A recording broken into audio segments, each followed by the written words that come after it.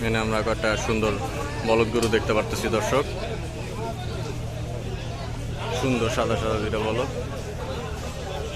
আসলে হাটে। ভাইটার দাম কত চাইতেছেন?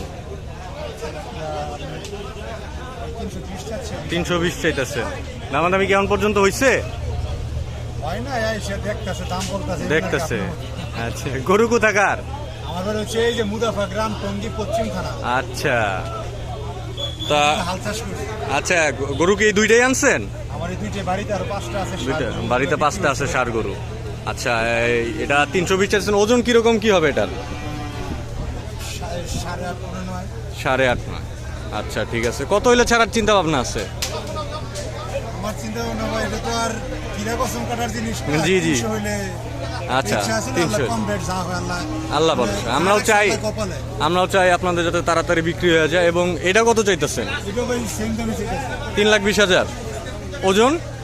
এটা একটু বেশি হবে, এটা একটু লম্বা, লম্বা বেশি। আচ্ছা আচ্ছা আচ্ছা, ঠিক আছে দর্শক, আমরা সুন্দর মানে কৃষি কাজ করছি, এগুলা দিয়ে হাল চাষ করছি।